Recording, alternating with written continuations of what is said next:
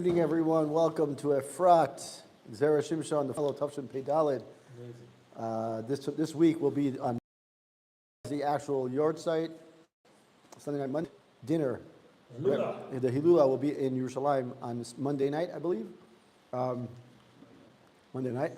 It's a lot of, it's I wasn't there last year. This year, they said it, like they said last year, they do, first they have like a dinner, and then they spend about 2 hours learning the entire Zera Shimshon, like from start to finish. Wow. Yeah. It's amazing. Anyway, so. Good news that Charles is sending his love, and he says we have a table there. Oh yeah? Already set aside. Beautiful. Nice. Thank you, Charles. So speaking of Charles, the learning tonight, and also we may have the nechama for all those hostages that were in the families from this week, and may all the hostages, Bezrat Hashem, this week, and Bezrat Hashem, before the first year anniversary, we see these hostages come back to Eretz Yisrael. Daled in Parshat Shoftim. We're going to start with this one because I think it's appropriate. We always seem to go through these challenges, and we go through issues, and we're not sure how to approach it. So this one talks about walking with Hashem. You know, there's the famous song, "Don't walk in front of me, I may not follow." Right? So this one's going to actually mention what we should be doing. What we should be doing. In this week's Parsha, it says,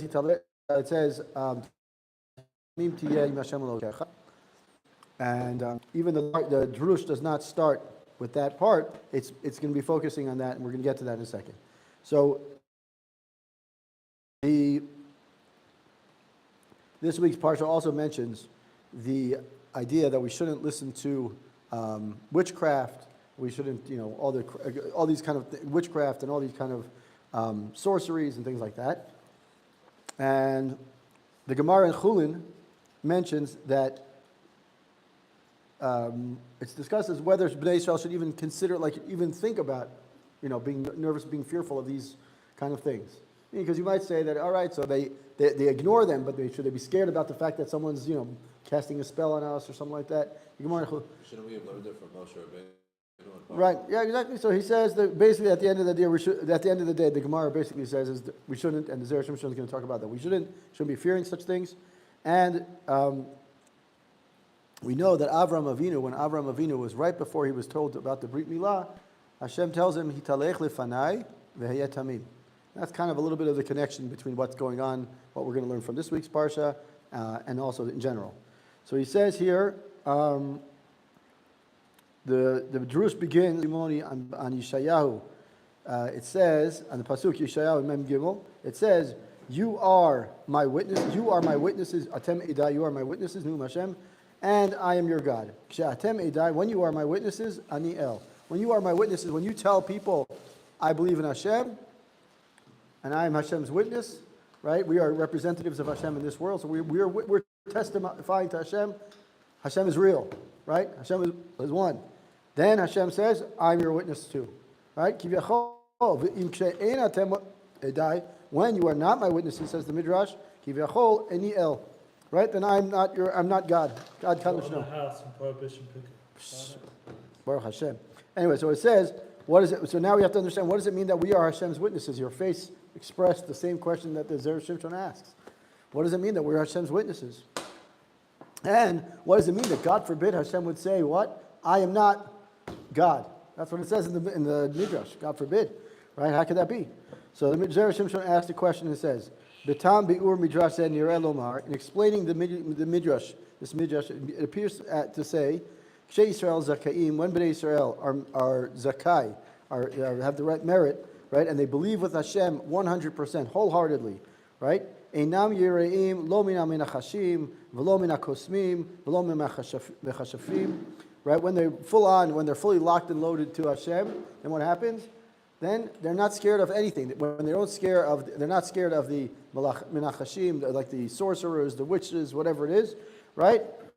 As it says, what does it say about, what did Bilam tell us? Ki lo nachash b'Yaakov, v'lo kesem b'Yisrael, right? There's no witnesses, there's no sorcery in Israel, meaning to say that when we are zakai, when we are doing the right thing of Ritzon Hashem, we got nothing to worry about, right? Because we're locked in. We don't have to worry about it. We're locked in with the truth, exactly. So now we go a little bit further, and he says here, as we mentioned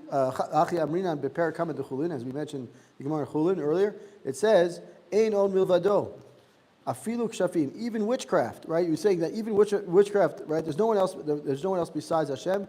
Even Rav Chanina there says that even witchcraft, that it means that even witchcraft can harm a person unless it's decreed by heaven that he should be harmed. But he says, how is this possible? Eini, is this possible? V'ha'amar Rabbi Yochanan, lamid yikra shemam kishafim, shemakrichim pa'mal yeshamala. Shani Rabbi Chanina did not zechute. So he says, how is it possible that, why? So he says, is this really so? Doesn't Rabbi Yochanan say that why they called witchcraft? Because they contradict the upper whatever is being said above. They're contradicting. They're trying to change they're trying to change the reality. So he says Rabbi Yochanan was a little bit different because he had so many merits and zchut, right? At the end of the day, we see that when a person is so meritorious, is so filled with zchuyot, there's nothing to worry about, right? So now the question is, all right, how do we get there? We're not exactly on the level of Rabbi Yochanan, right? The inference is that we have something to worry about. That's the kasha. So far. Now it says, Nimsak she'Yisrael yesh lam zchut arbei, hakshafim ein lam koach. Right? V'nikar she'ein on milvado. When Bnei Israel are filled with merits, is zchuyot. Right? What do we say on Rosh Hashanah night when we eat the simanim? Shenirbeh zchuyotenu karimon. Like we should have a lot of zchuyot, like the pomegranate. Right? So he's saying is that when we don't believe, when we are so filled with merit and zchuyot, then we don't have to worry about these other things because why we're so locked into doing things for Hashem, then all these little things, these witchcraft, sorcerers, whatever it is, it's nothing. Ubar minan, however, on the other side, God forbid, she'ein Yisrael's zchut az nikru kshafim shemakhrishim pamay shamal chas v'shalom. He says that's what happens is God forbid when Bnei Yisrael don't have this zchuyot.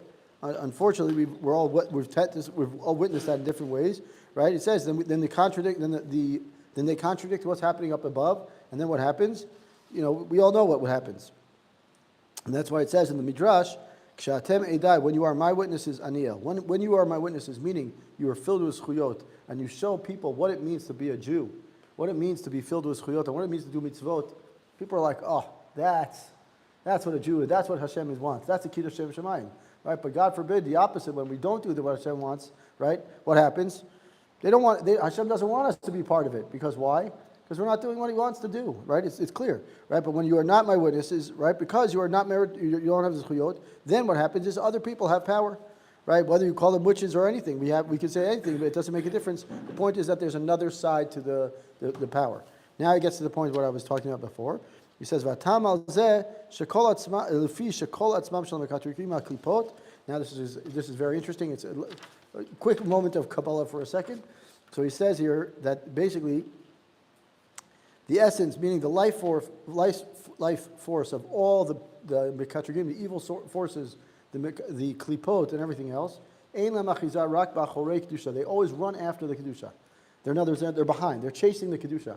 They're trying to find ways for people who are looking for Kedusha, and they try to attach on the back of that. They try to find a way to say, oh, you're going to davening? Oh, you look at your phone so you'll be 5 minutes late. Or, those kind of things. Or they find, but they tack on to someone who's trying to do something Kadosh. They don't try to do things, they want you, while in the middle of something holy, they're trying to find ways for you to get out of it. That's the back. They're back. They're always in the back. But they'll never stand in front. They'll never stand in front of you and say, oh, okay, just do something. They'll always stand in front. They'll never stand in front. Always behind. When Bnei Israel doing Hashem's will and have zchuyot, heim nishkachim mitzad panim. They're standing in front, as it says, be'or pnei melech hayim. They stand in front of the king. Right? So what is kivyachol is ve'inam mitar min hakshafim she'ein lem reshut litkarev mitzad panim. What happens is, if you want to look at it from like an example, right? A person standing here, and when I'm doing this, the klipot, the evil forces are jumping onto me here in the back. They can't look at us from the front. Hashem says, you do the zchuyot, you do the mitzvot, you can look at me panim mul panim, like a kiv yachol, right? Don't walk in behind me, right? Never walk behind me. Walk right beside me, and I can see you. I can see what you're doing, right? I want to see your face. I want to see that light. So he's saying is that when you have nothing to fear when I'm standing right in front of you, when I'm locked in and walking ahead, Hashem says, no problem. You've got this chuyot, walk ahead. You can see, or pnei melech, you can see the light of the king. He says this, now we can understand, and now we're going to get to the point of why it's connected to this parsha at all. He says, now we can understand, what does Hashem say to Avraham? Avraham says to him, walk, hitalech lefanai ve'yeh tamim. He says, walk before me, and you'll be pure, and you'll be right, and therefore you'll achieve tamim. It could mean perfection, it could be complete, right? He says that basically, v'zeu shamar kadosh baruch hu Avraham, hitalech lefanai ve'yeh tamim. Walk before me, and you'll be perfect. The tamim, right?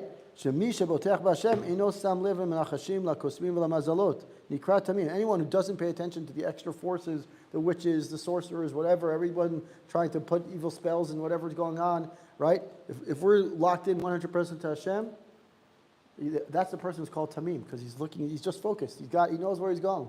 He knows he's going all the time. It almost sounds like we have like that collar, like a dog. Where it goes, either we give a leash to God. Well, what do we say? What do we say? Hold on. Yaakov chevel nachlato, right? Yaakov is his chevel. Is the chevel is a rope. We said in davening and hodu, right? Hashem is Hashem. There's a mashal. I think I don't remember who said it actually, so I don't want to say who it is. The mashal is that we're in life, right? We're in life. And what are we always looking for? We're always swimming. We're sinking, right? We're in the water of life. We're sinking. What do we need? We just need a rope to hold on to. Yaakov chevel nachlato. We're holding on to that rope, and then Hashem is the lifeline. We just have to hold on, like you said, right? Right. So he's saying, "Ve'ino sam lev l'machashim l'kosmim k'dichtiv tamim tiyeh Hashem l'kol." That's why it's mentioned in this week's parsha. In this week's parsha, it mentions you should be wholehearted. You should walk with Hashem completely. And if you look later, the pasuk right afterwards, the next verse after it says tamim tiyeh Hashem l'kecha, it's talking about hagoyim ha'ela. It says that when the other nations around you, the first pasuk is ayet tamim, and the next pasuk says that these nations, all that you are about to conquer, right? They go to astrologers, they go to witches and sorcerers, but for you, don't. You go to Hashem because Hashem is giving you what you need. When you walk before me in front of and you merit to see the or panim. Right, then you'll be completely considered perfect. Then you have nothing to worry about. So Hashem is saying us when it says tamim tiyem Hashem lakecha, walk not as if, but walk knowing that Hashem is there. Hashem is watching you, and knowing that the zchuyot that you have and the mitzvot that you're doing is a trajectory, is a straight line, and Hashem is there to tell you you're there. I'm holding you. I'm holding on to you the whole time, and then you have nothing to worry about. Unfortunately, we got into a point when people say, "Well, I don't see it, right? I don't see the straight line. I need to see, I want to see some feedback." If you really believe in Hashem, you'd say, "Whatever happens, Hashem is there. It's there. You just have to look for it." But unfortunately, some people really want to see, ala makom. They want to see things. Now he continues. He says. So he says, "V'zeu shamar Rabbi Akiva." Now we know what happens. What is the last Mishnah? Eli, what does the last Mishnah of Yoma say? Yoma, Ashreinu. Amar Rabbi Akiva, Ashreicha, this. Right. So here's what it says. Zeh shamar. Right. So it says, "Zeh shamar Rabbi Akiva lifnei miatam etarim." So he says here, "Ashreichem Yisrael." Who are you? Lifnei miatam etarim. Before who do you purify yourself? Purify yourself. And it says here, "Sha'atem zochim le'ora panim," that you, by virtue of the fact that you are continuing to do tshuva, and it's also relevant to this week's. Yeah, why is it small? Because they changed the room, the setup of the room. Yeah. Anyway, so the Jewish people are considered fortunate because why? Because by the tshuva that we do, especially in the Chodesh Elul, Shoftim always comes out the first week of Elul. Happens to be that's also the first almost always. Wow. This year was a leap year. Anyway, so it says here, the Jewish people are there considered fortunate because by the fact that they're doing tshuva, they receive their life force and their like that or pnei melech, right? And by doing that, and holiness, and thereby what happens? They're therefore protected. So the point here is what's going on is Hashem is telling us that continuously by standing on his path and continuing to do his mitzvot, then we have this chut to, even if we've done, made mistakes throughout the year, and then by zchut of doing tshuva, we realign ourselves and recalibrate ourselves back to this direction of following in Hashem's footsteps, and then we get to see this great light. And therefore, and then the opposite is true as well. The perika bona amrinan, and the wicked, on the other hand, the people who are not meritorious and don't have zechut to see this light and this Shechina, right? It says kuf kadosh. The letter kuf stands for kadosh, symbolizing Hashem. The reish symbolizes Rasha. And he says, "Why my tamim hadar ape de kuf mireish?" Why is the face of the kuf, which represents the Shechina kedusha, turned away from the reish? Amar Kadosh Baruch Hu, Ein ani yachol listakel barasha. I can't even look, can't even face the wicked. Now, how do we get to this? If we look at Rashi on this in the Gemara in Shabbos on Daf Kuf Dalid, it says that when the kuf, we know that the kuf follows the reish the reish follows the kuf in the alphabetic order. But when you're writing down, when you're writing, the Sofer writes the kuf, right? The face of the reish, the left side of the letter, is turned away from the face of the kuf, meaning that the reishas don't face each other. So it's like this. He's saying that that's just a nice way to say that Hashem says that as soon as a person, There's a bathroom over there. there's another one over there, yeah, across the way. The old one. As soon as Stands for Russia, and so to face each other, Hashem says, I can't, the kuf is kedusha, and he says, as soon as right, so he says, I can't stand looking at a person who's a Russia or is not zocheh. Now he says, this is the next one. So what do we learn from this so far? So if we were going to stop, we're going to do a summary here. He says, is this very weird, strange, ambiguous midrash. He says that when Hashem says that, when you're my witnesses, I'm your God. When you're not my witnesses, God forbid, we would say the opposite. So he says, the Zera Shimshon explains that Hashem's witnesses, meaning. He said that you like there's no God. Well, he says, Ein ani, she'ein atem edai, kiviyachol eini el. Right. Not God. Right. So he's saying what he's saying is that the Zera Shimshon says is when we're walking in the way of Hashem and we're walking in the correct direction, how do we get to that point? By doing the mitzvot and doing, especially as we get through the year. And then he says, you even mentioned it, so it's not me just saying it, but especially around Elul time when we're doing tshuva and we kind of realign ourselves and recalibrate ourselves. He says that's how you get to the point where you can actually see this chut of seeing my presence, my kedusha. So by telling us, so he says, so what is Hashem? And then he kind of brings it together by saying that Avram Avinu and connects it to this week's parsha. This week's parsha says Tamim Tiyeh Im Hashem Lokecha. I think that's Aliyah Shlishi or Revi'i, and it's the last pasuk of that Aliyah. And then he says the same thing happens with Avram Avinu. He says Hitalechi Lifanai, walk in front of me. Right, lefanai meaning kind of parallel to, or in front of, opposite me, right? So that way you'll see this or you'll see this china. So the zchuyot that we have, and when we do the will of Hashem, then we're not only, and through tshuva when we kind of realign ourselves, especially during Elul. He doesn't mention Elul, but it's obvious that it's talking about Elul as well because he quotes the Gemara from Yoma, and he's saying is by doing tshuva. And we continue to the Bnei Israel individuals as well. Then we get to merit to see this chut, this or pnei melech, right? And he says, and therefore the Zera Shimshon is explaining that Hashem's words to Abraham, italech lefanai v'yatamim, means that his expectation from Abraham is to stand with him all the time. Meaning, so what? And obviously, Abraham is just the first person to get told.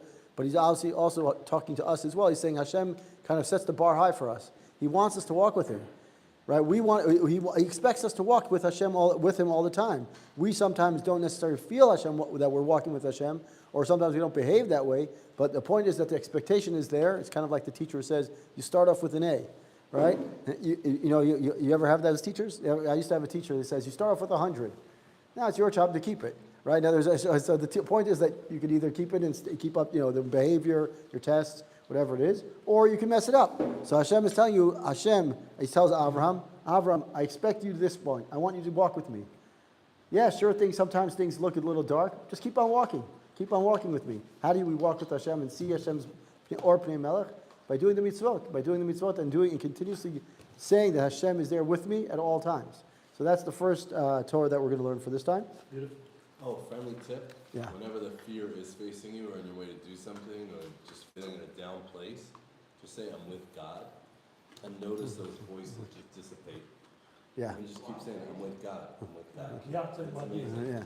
No, No, but that's the other way. I'm with God is ani imadi. It's ati imadi is God is with me, right? Ata imadi, God is with me. My friend Israel Portner just put out a song called Imadi. You saw his song? New song? No. Put out a new song called Imadi. Anyway, so that's the first Torah. The first Torah was about being connected to Hashem. Thought it was appropriate for this week's Parshat. That's your thought. What's the next Torah? All right, we're going to do another one. It's a little bit more of a let's call it like a little more of a drush, but it's also a beautiful thing, also relevant to these days. Nope, not Chet. We're going to do this one. I think you'll have. Hold on one second. I just have to find it. Oh, we got it early. Where is it? Of course, I have to find it. Oh, sorry. I'm sorry. Drush 6. I'm sorry. Went the wrong way. Drush Vav. This is going to be, let me see what time it is. Okay. So this is more of like a, I want to call it pilpul because it's not really pilpul, but it's more of a diuk on what Rashi says, and you'll understand what I'm talking about in a second. Last one was more of like a concept of understanding how to get close to Hashem, and this one is more of understanding, appreciating what happens. So now, if we look at this week's Parshat Shoftim, most of Shoftim is about laws and judges, and we have to assign judges, etc., appoint judges. But towards the end of the parsha, around the sixth aliyah, it shifts gears, right? So we all think that Ki Teitzei Milchama Levecha is talking about next week, but actually it starts this week's parsha in Shoftim. Ki Teitzei Milchama Levecha, it starts this week, and it says V'ra'ita sus varechev, and you see a horse and a chariot. Now, if I'm going to war, if all Bnei Israel are going to war, and I see a horse and chariot, what are we going to do? Remember what I'm saying? I'm saying a horse and a chariot. No, if I saw one horse and one chariot, no big deal. I've got 100,000 people fighting. Right. It's one horse and one chariot, right? So, and the truth is, the pasuk does say, like you all said, when Hashem, when we get scared of these things, it says, don't worry. And what does it say? The pasuk that was famous now is Hashem yilachem lachem v'atem, where it says Hashem. What does it say? I'm sorry, I made a mistake about the pasuk. It says, Don't be afraid. Hashem Shia etchem mikol v'echem. Right. So I'll look at the pasuk exactly because I don't want to miss that. 1 second here, because it's such a powerful pasuk nowadays. 1 second here. Sorry, I'm looking at the wrong place. Tanakh. There we go. We are in pasuk here. Perek. So it says here, God, that the Hashem that's walking with you, right? He's going to fight the battles for you, to bring you to victory. That's the pasuk we say now, the Tfilah Chayalim, we say that. Anyway, so it says here, if the pasuk in this week's parsha says, when you go out to battle, when you go out to fight, and you see your enemy, and you see a horse and a chariot, and then it says the people that are more numerous, meaning a big army, it says, don't fear them, because Hashem is with you. Rashi on the pasuk says, sus varechev. It chose the word singular, sus varechev, right? Because Hashem means to say, Beinai kulam kisus echad. In my eyes, that is Hashem's eyes, it's one chariot. No big deal. You see a bunch of people, you see a bunch of horses and chariots, you start getting scared. Hashem says, it's one thing for me. It looks like one chariot, one horse. No big deal. I got it. It's on me. Right? V'cheinu omer, v'yikitat midyan ki ish echad. And so too, the Rashi continues and says, you shall strike down Midyan, meaning in Sefer Shoftim, it says that when you'll wipe out Midyan as if it was a single person. V'cheinu omer kivasus paro. And if you look at the psukim of Az Yashir, it says that when Paro's horse came with his chariot and horsemen, meaning plural, it's Hashem wiped them out as if it was nothing. Just wiped them out. Right? Very simply, nice big miracle. Even took them out of the water. Right. We're still afraid to show them. Exactly. Now look, so Rashi says, so the Rashi, there, that's where the Rashi ends. So now we have a couple of, there's a couple of questions on Rashi, and the Zera Shimshon is going to ask a nice question on Rashi, and then we're going to kind of put it all together. So he says, the Siftei Chachamim Hikshad, the Siftei Chachamim, which is a famous kind of commentary on Rashi. He asked the question, Lama Rashi hevi pasuk kivasus paro. Why did Rashi bring the pasuk that says kivasus paro? V'lo hevi pasuk kol sus paro hakadumlo. Right in Az Yashir, there's one pasuk that's in the beginning of Az Yashir that says kivasus paro. And then the pasuk earlier on, it says kol sus paro, right? V'teretz mishum desham kitib kol sus temashma kulam. So he says the Siftei Chachamim there answers the question. He says the reason is because in the earlier pasuk it says kol sus paro. Kol sus means that it's every horse, meaning that there was a lot of them, and it doesn't really give us that sense that kivasus paro. It doesn't give us it's not the same meaning and impact to say that Hashem is really has power. As much power, meaning we want to prove that. What do we want to prove? We want to prove that Hashem was able to make this very easily, kind of wipe everyone off like in one fell swoop, right? So the point is that if we say kol sus paro, all of them come together, it's not the same. So he says, okay. So now he says, the Zera Shimshon asked the question. He says, aval adayin kasha, I still don't understand. Lama lo hivia pasuk shel sus v'rochvo. Right? Why not bring the different pasuk which says sus v'rochro ramavayam? Right? Why didn't Rashi ask the different question? Hakadum lo kivasus paro. It's also earlier, meaning there's also an earlier. It's also an earlier pasuk. Why didn't bring that pasuk? Right? So he says, Od yesh makshim al Rashi zichronom lebracha sheparashat vayishlach pirish vahi lo tzor chamor derech eretz lomar al shvarim harbe shor kemot kara tarnagolim.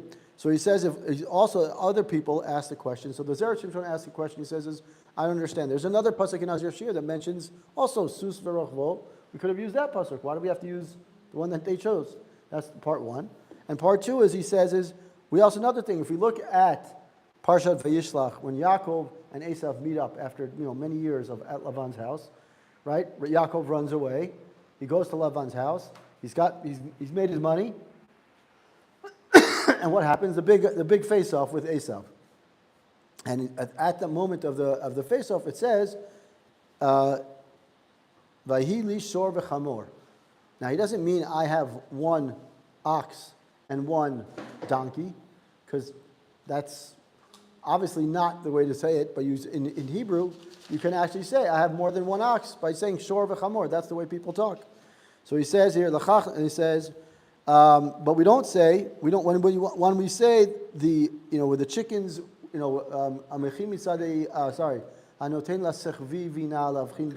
right, it gives the rooster. Some people say the sechvi is the rooster.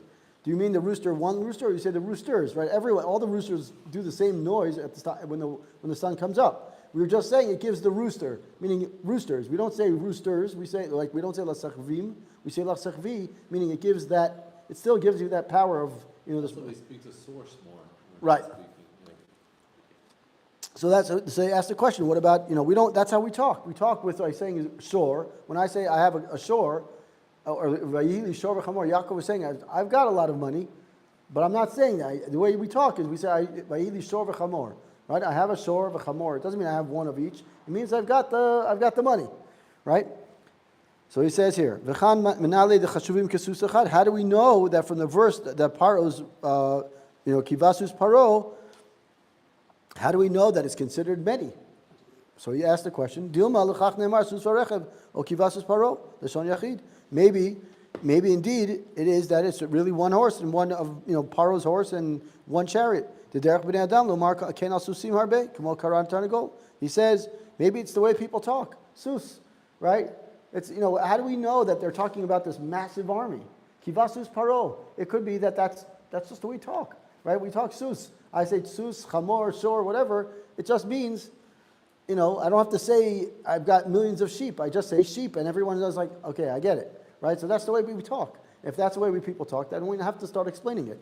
So he says, he says, it's interesting, he says the reason why Rashi skips one pasuk is actually answered by the second question, why is it that that perhaps the single form is merely the way people speak? So it's a little bit tricky, I'll go over it. I will read it through and then I'll explain the whole thing, but it's actually a really nice concept. So he says here, She'ima ya mevi Rashi pasuk sus v'rachvo. Had Rashi mentioned, used the pasuk that he didn't mention, which is sus v'rachvo ramavayam, lo hayabo raya klal shelufanav chashuvim kulam kisus echad. Right? It would not have proven that Hashem is considered that this is considered as if one horse. Shayiti lecholomar as a pasuk diber kederech bnei adam, because the verse just speaks the way people speak. Shomrim al susim arbe sus. Right? When you say kivas sus paro, Paro's horse, right? Then you can't say it's Paro's horses, it's Paro's horse, right? But if he would have brought the pasuk sus v'rochvo, then we could have just said sus could mean one horse, it could mean 1,000 horses. We don't know, but it says kivas sus paro. That shows the impact. That says Paro's horse came, and all of Paro's chariots and everything came. Now, Hashem says, no big deal. I got it. It's like one. No big deal. I'll wipe it out just like one horse. You with me? I got you. Exactly. Now, he says, look, the pasuk zer kasher. Lamad piret dafka sus paro. Why does it mention, this is beautiful, why does it mention Paro's horse? Who cares if it was Paro's horse or some other guy's, or some other mystery's horse? Now, we know a lot of the Mefarshim say it was Paro's horse because Hashem wanted to prove a point to Paro. That's nice. Zera Shimshon, as always, adds a little something, and you're just like, mind blown. Okay, so he says like this. V'lo amar stam paro. Why do we just say paro, right? Why do we have to say sus paro, right? Kivas sus v'ruchvo farashavayam. It says horse, right? When a horse with his chariot horseman, we would have known it was talking about who? Paro, right? We didn't have to know that it's Paro's horse. So he says, as it says earlier in the Az Yashir, it says that the sus, the horse, and its rider, without mentioning Paro, it says the same thing, and we get the same answer. Right? We have to say that the reason why it mentions Paro, there's a chidush. What's the chidush? Listen to this. So he says, "Ita b'midrash Shir Hashirim." The midrash in Shir Hashirim says, "L'susati b'rechvei Paro." With my steeds, meaning my horses among Paro's chariots, I told you that I love you.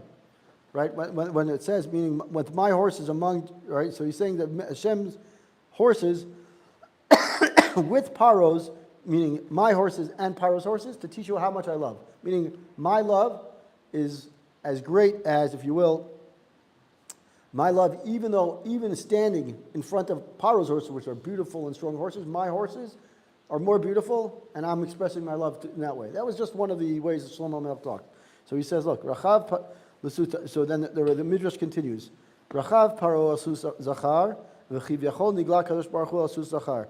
So it says Paro starts riding, and this is the midrash, not me talking. Paro starts riding down on a male horse. So kivyachol, as if to say, Rashi says, as if to say, Hashem is riding down on a male horse too.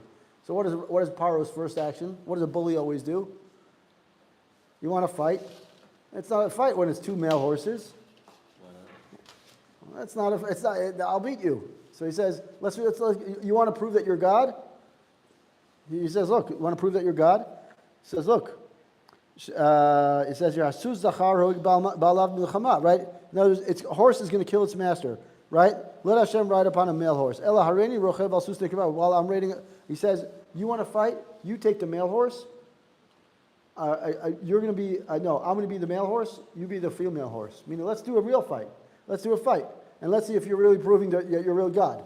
And then he says, and then he says there's a pasuk there. He brings a pasuk, and there's a chazar v'rachav pasuk paro asus adom. And then he says, you know what? I see that you beat me here. I've got a red horse. You've got a white horse. Let's make it. Let's make it. You've got red. I want you to have white.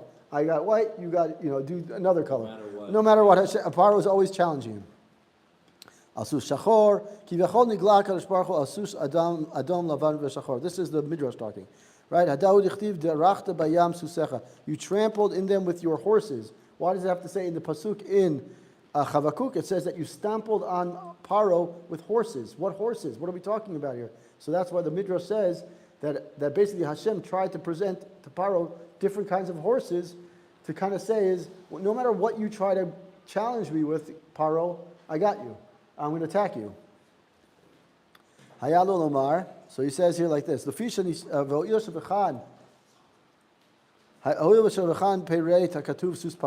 here in this pasuk it mentions sus paro, the Paro's horse, we're basically always constantly talking about different kinds of challenges. As it means to say, Hayalo Lamar kiva susei paro. I should have said Paro's multiple horses, because every time Paro wanted to, kind of challenge it up. Elavadai lashmuina, and rather it means to teach us that lifnei HaKadosh Baruch Hu hayu chashuvim kulam kisus echad. In front of Hashem, Hashem says, "You're not challenging me, guy." Like the old westerns are like, "Okay, you think that's a gun? I'll show you a gun, right?" And then they're like, back and forth, and Hashem says, "Dude, it's not a challenge. You don't get it." It's like, right? It's like you're trying to change the game by maybe it's the horse. Oh, it's a male horse, female horse, white horse, red horse, black horse. It makes no difference to me. I'm going to wipe you out like you're one, right? Like the bully, like the guy, but in a good positive sense. V'od. Well, really bullying the bully. Right. Paro is trying to be the bully, right. And then he doesn't realize. Our bully says it's like one horse. Vasus Paro. It's one Paro's all of Paro's horses. When I was learning it with this other guy on Tuesday, I said to him, I said it's like Humpty Dumpty. All of the king's horses and all the king's men. They couldn't they couldn't do it. Like what are you trying to do? What are you trying to accomplish here? Right? Hashem says, I got it. I'm wiping you out. Oh, the meikar kusha leta. Right? The difficulty raised that the first form of that the singular form of many animals does not represent the problem here. Why? The Vishlam Yaakov, we could say, and this is also a beautiful thing, he says, if we look at the conversation between Yaakov and Esau at that entire interaction there, the whole time Yaakov is saying is, I've got it all. If he said, he actually mentions that I looked at the psukim on Tuesday, he mentions that Esau says, he says, Yeshi Rav, I have a lot. Which means what? I don't have everything, right? Because if I say I have a lot, I'm always missing something. What does Yaakov says? Yaakov says, Yeshli Kol. I've got it all. Meaning Hashem has given whatever I need, I've got it all, right? It's just a matter of the same perspective. So a different perspective, excuse me. So he says here, He's saying Yaakov, when Yaakov is talking to Esav, it wouldn't be appropriate for Yaakov to show off to Esav how much wealth he has. Why not? So he says, Demashma Rabim, right? So Lamar Sheyesh Lo Shvarim V'Chamorim Demashma Rabim. It would tell him that he has a lot of cattle and donkeys and things like that, right? V'Dailo Hayalo Lamar Sheyesh Lo Kol Min Elu, right? That he had one of each, every one of these 5 categories. Why? So he says, he brings the Zohar as one reason, but he has 2 reasons really. He says here, the Zera Shimshon brings 2 reasons. One reason is it wouldn't be appropriate for Yaakov Avinu to say that he's got a lot in front of Esav, because one of the things that Esav was given by Yitzchak Avinu was a bracha of wealth. Both of them got wealth, right? So first of all, it would look bad for Yaakov to say, listen, I stole your brachot, I know you're going to try to kill me, I ran away, and look what happened. I ran away, and I am still making the money. So ha on you, like I got everything. Right? It wouldn't be appropriate for Yaakov Avinu, one of the forefathers, to do that. So he says, I got one donkey, I got one, I got one, be modest. That's one reason. The other reason, excuse me, the other reason he says is that the Zohar mentions that Yaakov is mentioned here. If you look at the Zohar in Vayishlach is quite beautiful there. He says that, that he can, meaning Yaakov has the ability to basically wipe out any klipa in the world. Meaning each one of the 5, shor, chamor, eved, shivcha, and he says there's one more, shor, chamor, eved, shivcha, I forgot the last one. And he mentions there are 5 categories. Shor, chamor, he doesn't say keves, but he says another word like sheep, right? And then he says eved v'shivcha. There are 5, and those 5, Yaakov says, I got it. If you think these 5 klipot, which are strong animalistic kind of things that are going to try to attack me, I can control them. I got them. This is Yaakov Avinu saying. That if you look there, he's really beautifully saying is that the reason that they are, even though it's singular form, it's talking about these klipot are very strong and they're like very forceful things. Anyway, so he says, She'im lo haya lashon hediot mesayo, right? Halam lo ayu korim l'shvarim harbe shor. So he says that the way, basically what he's saying is that Yaakov chose to say one by saying that I have a shor, chamor, etzon, eved v'shivcha. I have these 5 things. He says the reason is it doesn't help to say right? It wouldn't be right to him to say it's not true. You can't say I have a shore and behind you I can see you've got 10,000 shore. That's not right. So meaning he's saying is the way of the world is to say I have a shore. And he's saying like in Yaakov's case it was really a sense of humility. Like he didn't want to go to Esav and say I outdid you.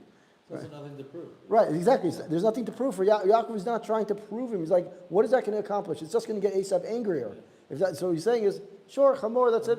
I'm good. Exactly. So he's saying is tafas derech eretz. He says, so that Yaakov said, if everyone in the world speaks by shor v'chamor, I'm going to use that. I'm going to jump on that bandwagon and say, I've got shor, chamor, whatever, one of each. Everyone's happy. I'm not getting more angry because he's nervous. Remember, Yaakov is really nervous. Right? He's got like everything set up that he's doing this prayers, his presence, this whole thing. He's really nervous that there's going to be a battle. Right? So he says, and also Yaakov was trying to prove to Esav that I can outdo you with the klipot that you're trying to represent. So I've got 2 reasons, right? So what comes out of this in a second, I'm going to tell you what comes out of this in a second. Anyways, excuse me. That the reason why in Yaakov's context is not a good explanation as to why we brought kivas sus paro. It doesn't work because Yaakov's context, right? In our context, let's do it the other way. He says in our context, when we're talking about the Mitzrayim's horses being defeated at the Yam Suf, it would have been more appropriate to use what? Multiples. Right? It would have been more appropriate because why? What happens in Az Yashir? Az Yashir is what? Is a song to praise Hashem for His greatness. It's the miracle of the sea. What do we want to do when we are showing a thriller movie? You want to show one horse, or you want to use words that are simple, or you want to use impactful words like there were millions. You got to go all out. Exactly. So he's saying you can't use Yaakov Avinu's situation to prove why saying shor, chamor, sus, whatever means millions, because in this case, in the case of Az Yashir, what happens? That would go the opposite of what we want to try to prove. We're trying to prove as Hashem, we saw millions of horses. Because it's coming from gratitude. Okay, so hold on a second. He's going to get to that exact point. He's but the point is that if I were to write the film, if I'm writing the movie and I'm writing the script should say there were millions of them. They were coming against, the many against the few, right? You're trying to make a point. When you make that point, you gotta not exaggerate, but you got to make it sound. Whoa, like you got to make it big. So he says here, Avalkan, but here, Ashir la Hashem ki ga'u sus v'rechvoram avayam. Right? I wanted to praise Hashem. So if I'm praising Hashem, I want to praise Hashem with the millions of horses that were trying to attack me, not with the one horse or the one little chariot. It doesn't give me that same oomph, right? Like if I'm really writing a song of praise.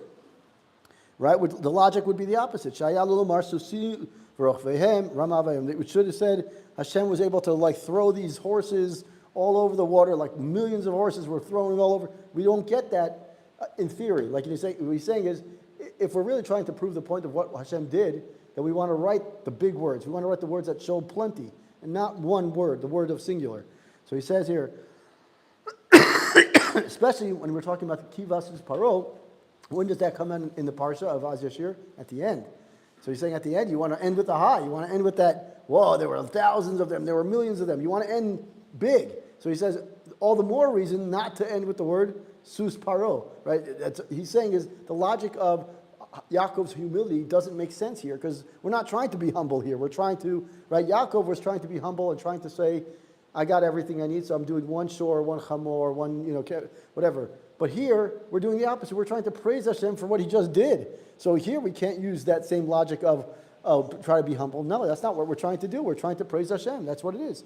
Shekasher ba'u susei paro bayam, shiva lehem et me'ayam, right? What happens when Paro's horses come in? What does Hashem do? Takes the water and literally swallows them out and spits them out, right? Swallows them out and spits them out. Even though Bnei Israel were where? In the water, but on the ground. They were in the ground, in the middle of the water, right? Hashem, they were walking right there. So what's the whole point of why did Rashi bring Kivasus Paro? He says, that the point, it has to be that Hashem chose, the pasuk reads, that Rashi chose this pasuk, why? That he says that even though, the point is that even though we would think that at the end of the song, at the end of Az Yashir, we would think that the Sus Paro, it doesn't give that same bang as if we were to say there were thousands of horses.